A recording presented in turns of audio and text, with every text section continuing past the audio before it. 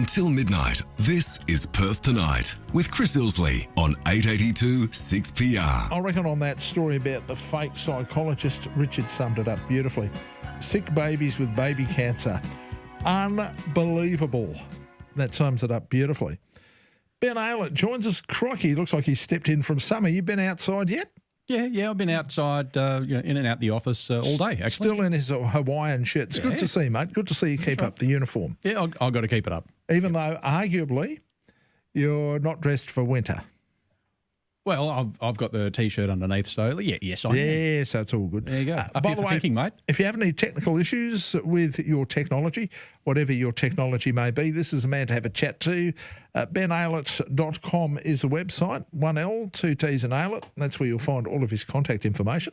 But if you'd like to have a chat to Ben right now, if you have a query, a question, whatever it may be, 92211 882 is our number. That's right. Making news at the moment, mate. Man, there's quite a few stories around. What about that one about the COVID-19 app? Okay. I've offended, I'm trying to think. I do believe it's somewhere approaching 30 people by telling them, no, this is fake news. Yep. No, you're full of it. And I really offended one by saying, look, it's okay. You can remove your tinfoil hat. Funny how they get upset when you do that. Yeah. Look, over the last few weeks, I've been slowly losing my patience with COVID-19 and technology conspiracy theorists. So the linking with 5G and COVID-19, that's tiring enough. But when people tie events together that are actually unrelated, and they start saying it's all part of a grand conspiracy, and this just happened in the last week. And I suppose I just got to the point where I said, okay, guys, enough.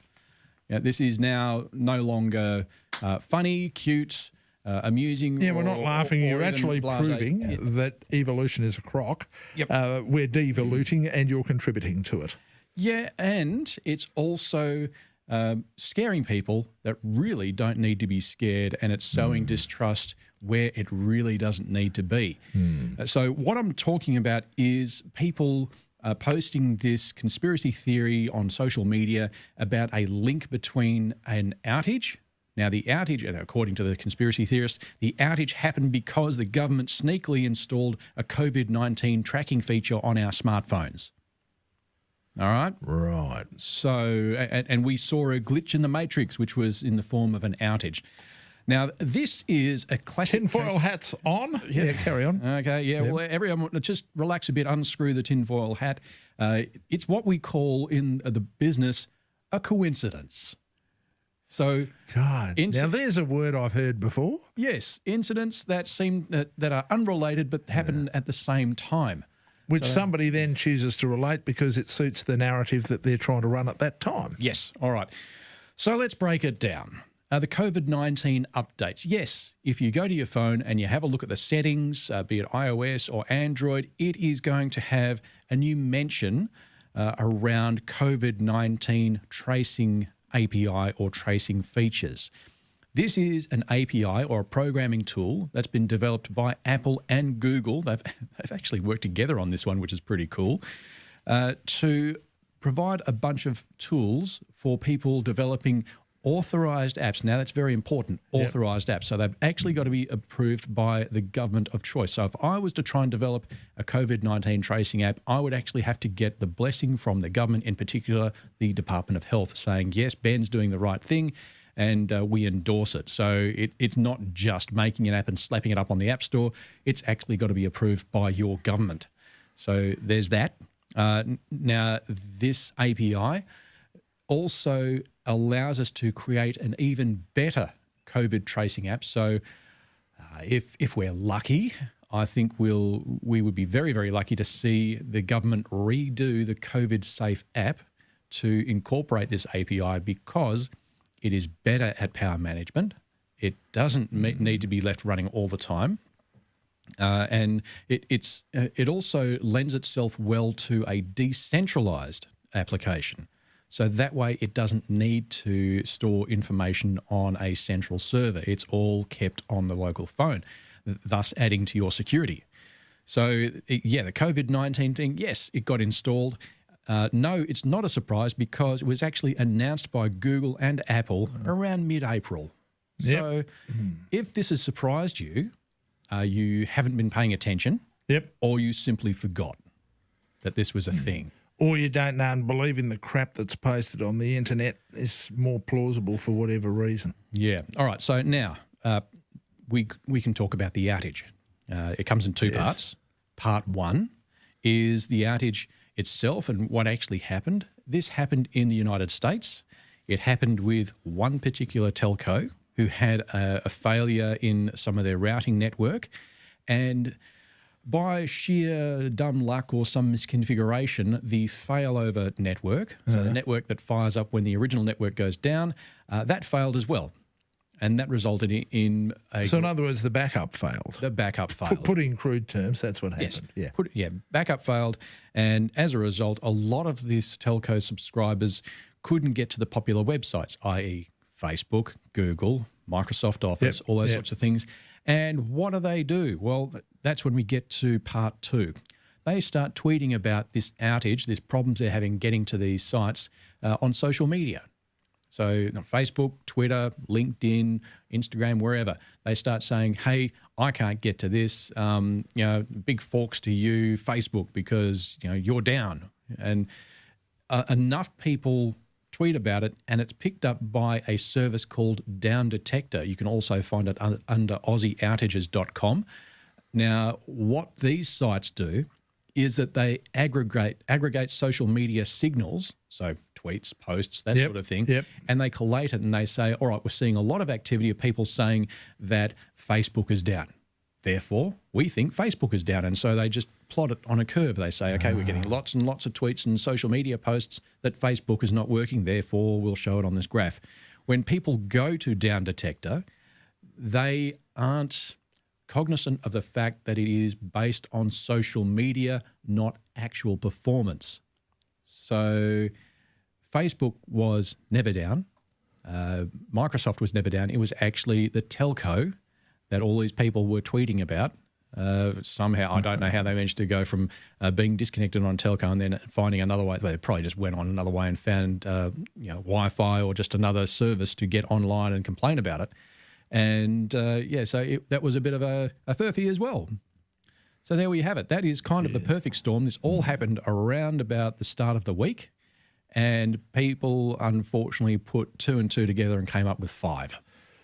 Plus 7. Yeah. Plus 14, plus 21. Yeah, so you know what we're getting at. So if you see anyone sharing this information that the government has sneakily installed, the COVID-19 tracing, and we found out because there was an outage, just tell them no.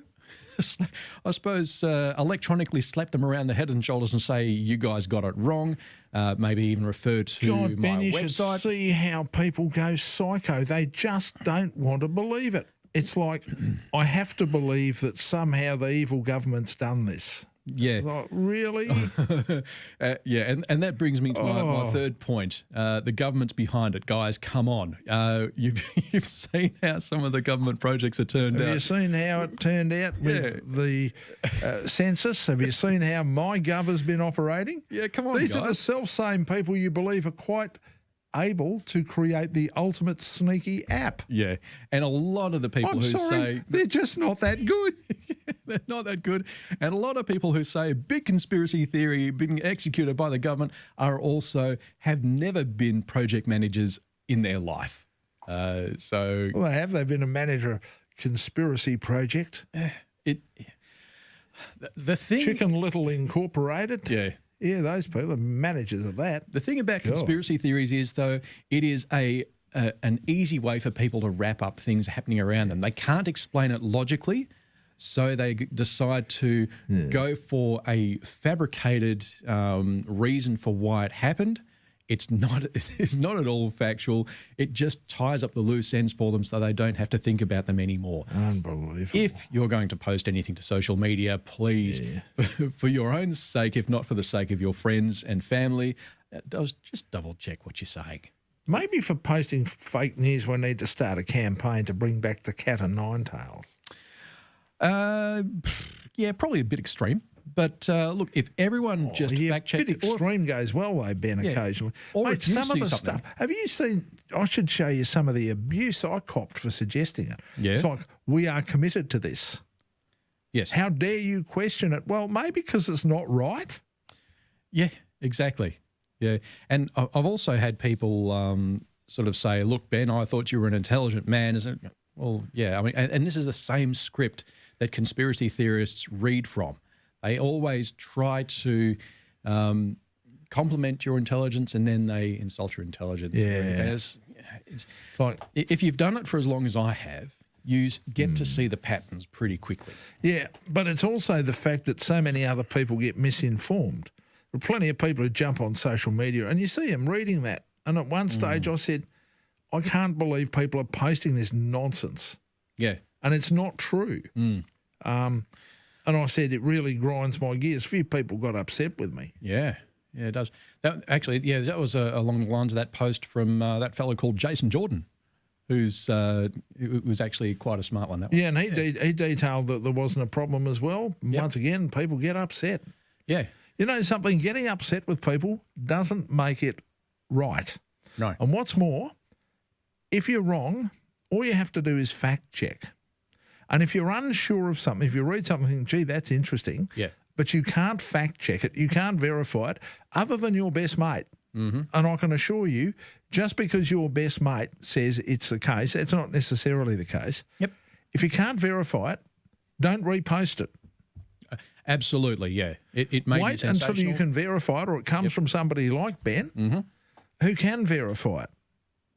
But please, don't post this stuff when you can't verify it. Yeah, it does more damage than harm. So Certainly please does. don't.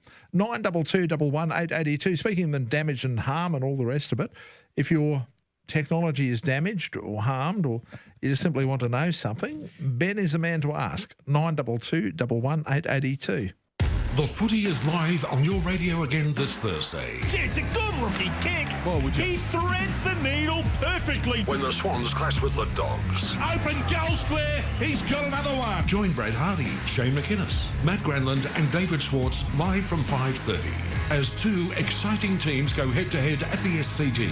It's Perth's own Thursday night footy call just for you. Thanks to Chemist Warehouse, your house of wellness, always here for you. 6PR is football. It's time to upgrade construction equipment. Beacon Equipment are Perth's leading Wacker-Neuson dealer and the new home for Wacker-Neuson mini loaders by Dingo. This Aussie-made legend now comes with a 5-year, 5,000-hour warranty. There's amazing deals on Wacker-Neuson petrol and diesel plate compactors, vertical rammers, pumps, concrete vibes, mini loaders, dumpers and much, much more. Make the most of the instant tax write-off. Hurry into Beacon Equipment for great end of financial year deals. Beacon Equipment, Canning Vale and Cockburn Central. Let's talk tax time with Scott Haywood and Brooke Corty for Officeworks. Making the most of business tax deductions on purchases this financial year. Some people won't be in a position to take advantage of, some of these things. No, I know. And it's going to be, it'll be small purchases for survival. Exactly. It'll just be, how do we survive? How do we get through the next 3 to 6 months? We're not going to spend $30,000 on a year we don't need. It does also apply to second-hand items as well. But let's just look at how we can accommodate maybe a return to work mum, maybe it be a better home office structure. We're just seeing numbers of more people are homeschooling. Let's just look at the whole situation with all of our employees under this corona environment and make it comfortable for them. Don't forget, everything you buy from Officeworks before June 30 could be tax deductible. At IGA, you'll find low prices every day on the things you need, like Western Star spreadable tub, 500 grams selected varieties, $5.25 each. Low prices every day at IGA. Participating stores only. See website for details. Hello, this is Steve Moyer from the Motor Trade Association of WA. Right now in WA, we're appreciating our freedom more than ever. With the support of the MTA, thousands of automotive businesses kept their doors open and will continue to do so whilst ensuring that customers have a COVID-safe experience. MTA members will keep you moving and serve your every automotive need, no matter where you're planning to travel. So look for the MTA logo or search for the MTA WA online to find an automotive business near you. Hi, I'm Michael Lawson from Altom Living. Are you one of those lucky people at the stage where work is no longer ruling your life? Well, if you're over 55, you should definitely take a look at Altom at Scarborough Beach. Altom offers 51 stunning, spacious apartments with everything you need to keep active, stay connected and generally live the good life. And you could have a brand new, maintenance-free, 5-star lifestyle for less than you might think. Go on, live more life. Check out altomliving.com.au. This is Perth Tonight with Chris Isley on 882 6PR. 92211882 is the number if you'd like to have a chat to Ben Aylett, talking technology and anything else that might be going wrong with your technology, even queries about technology. You look at something and say, is this going to be right for me? How does it work? Oh, yeah. Are the claims of the salesman accurate? Yes. Well, look, sometimes they are. And sometimes they're not. Just like we have on the internet, there are people who are right and people who are wrong. Yes, and that's basically what it is. Also, if you've got some technology that's not working, you can't get it set up right, doesn't appear to be able to do what you thought it could do, isn't doing now what it used to do, this is a man to have a chat to. Yeah. He actually thrives on all of that sort of stuff. Speaking of various things, we had a bit of a chat about this last night, but a little bit of espionage coming our way, a bit of, what do they call it? Well, I suppose it was put of one of its cyber attacks. What's the difference between a cyber attack and a cyber hack? Am I correct in assuming a cyber attack is actually trying to succeed at a cyber hack? A cyber hack is kind of a, I think it's kind of a dreamed up term. I don't think it's a term that's actually used within the industry, but it is a term that's been picked up and run with by the general public and also the media because it sounds cool. A cyber hack sounds cool. Yep. So speaking of cyber attacks, yes, last week we did have the Prime Minister come out and say that Australia is under sustained cyber attack. Now, we've also heard people talk about the technical things that we should be doing. So the obvious stuff like making sure your systems are up to date.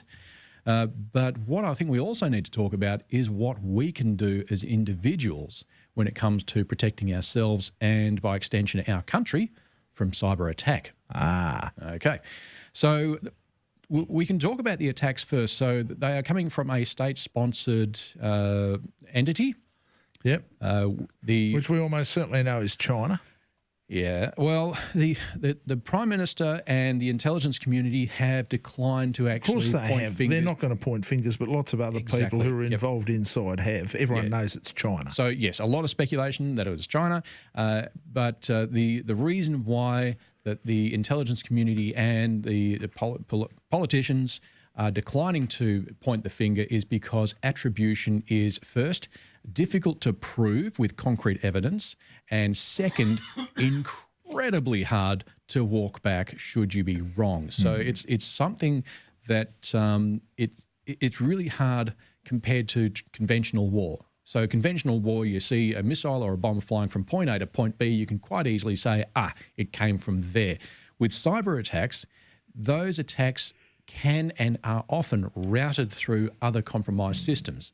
So you might see that it's coming from a certain place, but it's quite possible that that place has been compromised from another location and then from another location and another location, just like you see on the movies, where you have the attackers or the hackers saying, we're going to bounce off all these routers and they'll find it hard to trace, and then the cops are tracing them back, and they see the cops making their way through the network closer to where the bad guys are, and they say, quick, cut the line, and they yank the line, and they manage to fight another day.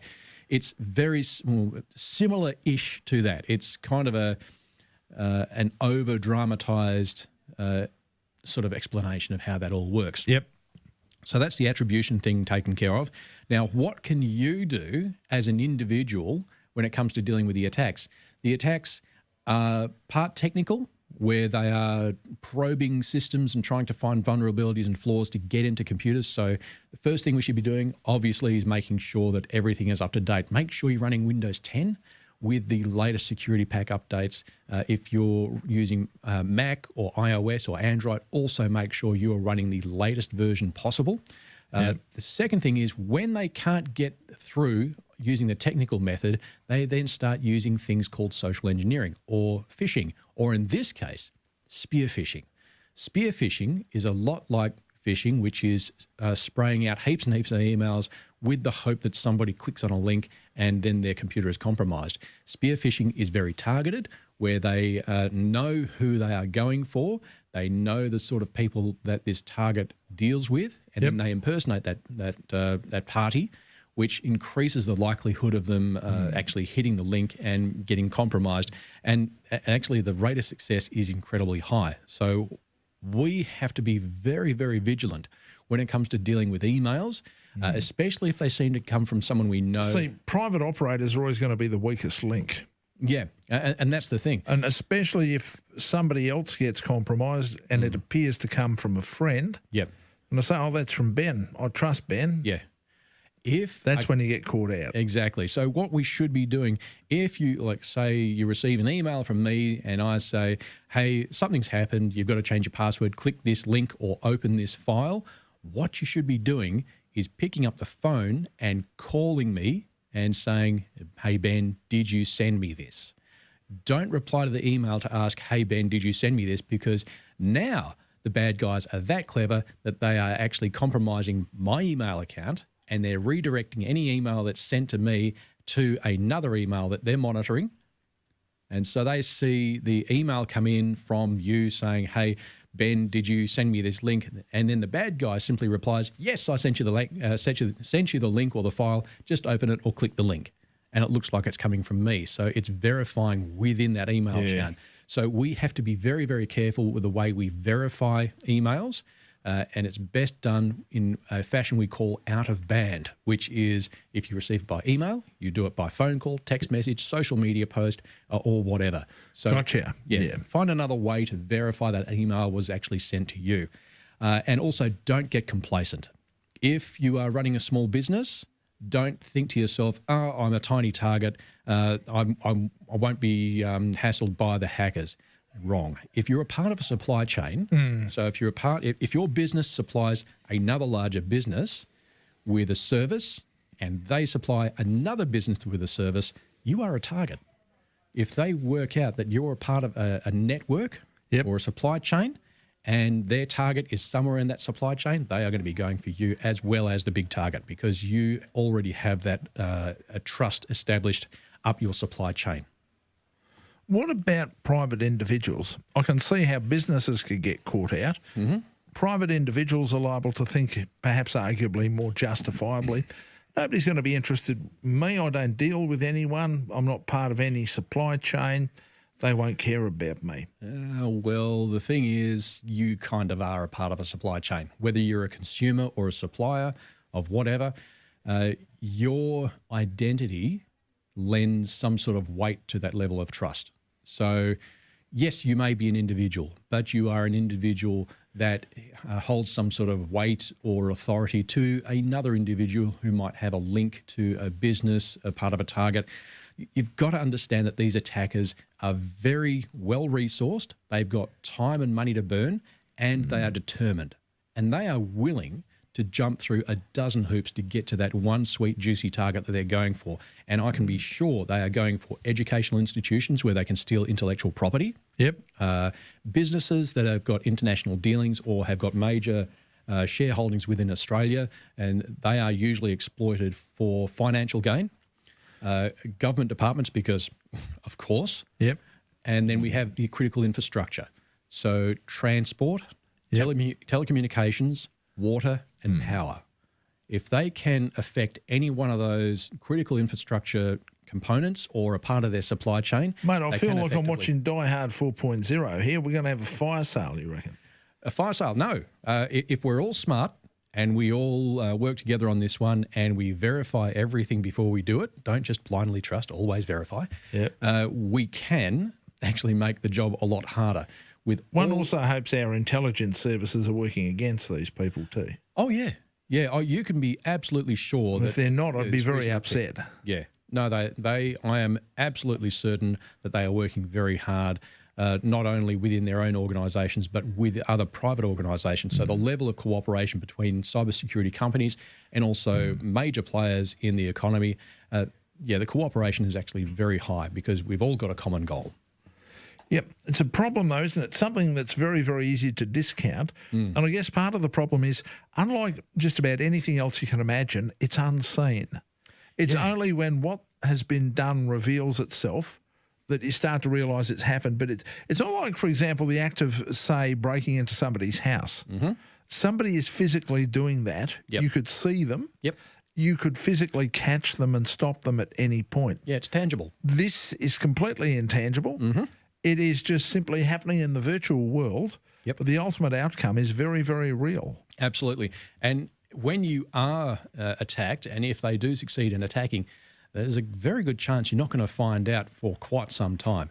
Your computer will keep running as per normal. You may not even see the messages come through because the attackers are on the ball, or they've got the system automated, so you don't even get a chance to see it.